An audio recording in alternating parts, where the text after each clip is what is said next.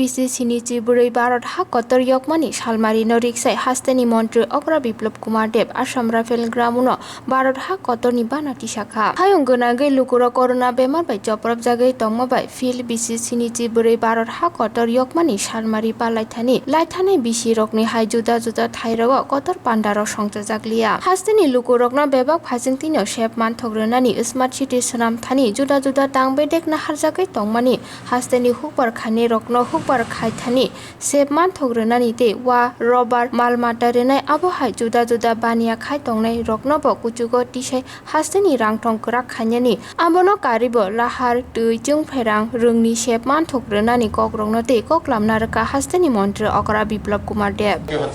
পিছিয়ে পড়া সকল অংশের জনগণের অর্থ সামাজিক উন্নয়ন জনজাতির বিকাশ ও সুরক্ষা স্বনির্ভর রাজ্য গড়ে তোলা স্বচ্ছ প্রশাসন প্রদান নেশামুক্ত সমাজ গড়ে তোলা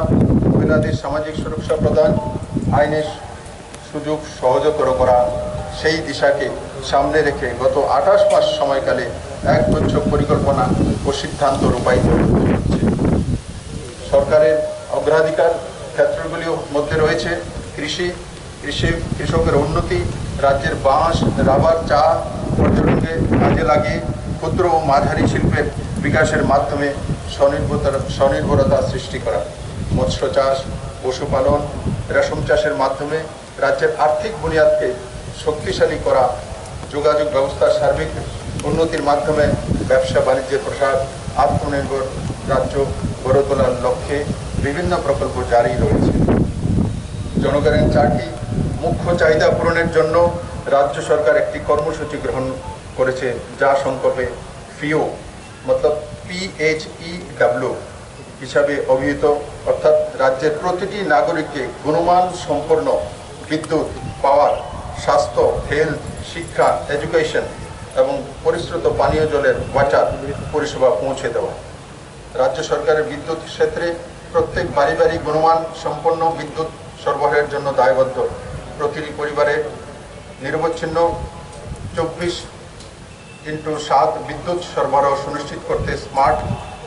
কাস্টমার কল সেন্টার স্থাপন করা হয়েছে যাতে যে কোনো অভিযোগ দ্রুত সমাধান করা যায় এবং ভোক্তাদের সন্তোষজনক ফিডব্যাক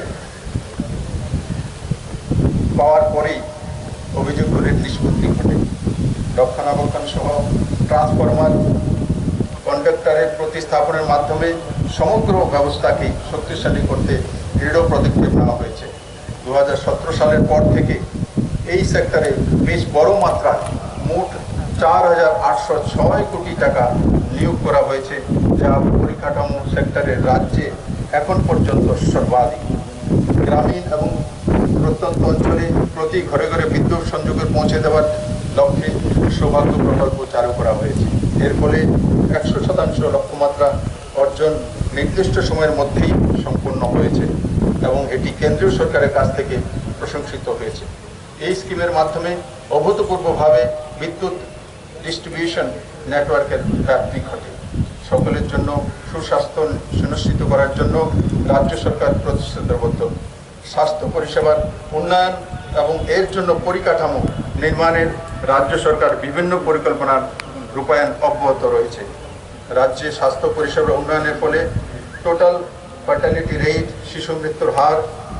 ম্যাটারনাল ডেথ হার কমেছে যক্ষা এবং ম্যালেরিয়া রোগে আক্রান্ত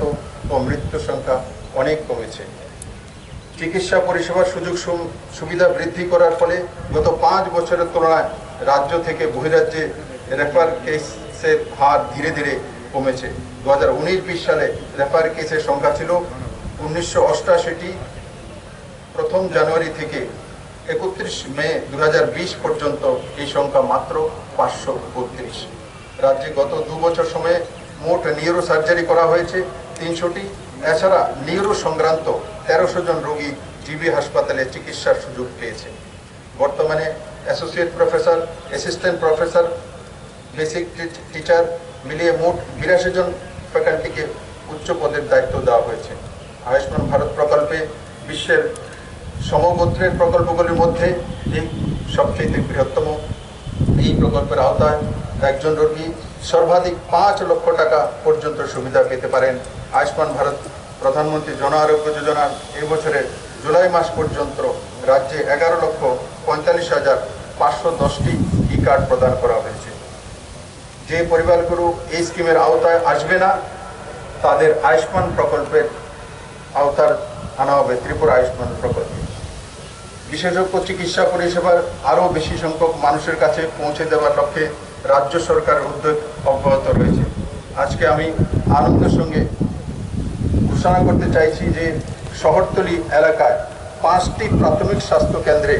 পিএসসিতে এখন থেকে স্পেশালিস্ট ওপিডি শুরু হবে, যাতে শহরতলি মানুষকে জিবি বা বিএম হসপিটালে স্পেশালিস্ট ডাক্তারের জন্য না আসতে হয়। আমবাসাতে একটি মেডিকেল কলেজ স্থাপনের জন্য সরকার ব্যবস্থা গ্রহণ করেছে। রাজ্যের 116টি প্রাইমারি হেলথ সেন্টার এবং কমিউনিটি হেলথ সেন্টার প্রতিদিন রিপোর্ট পাঠানোর কাজ শুরু করেছে, যা দেশের মধ্যে অনন্য। মোবাইল ভিত্তিক রেজিস্ট্রেশন সহ ই হসপিটাল সম্পূর্ণভাবে চালু করা হবে।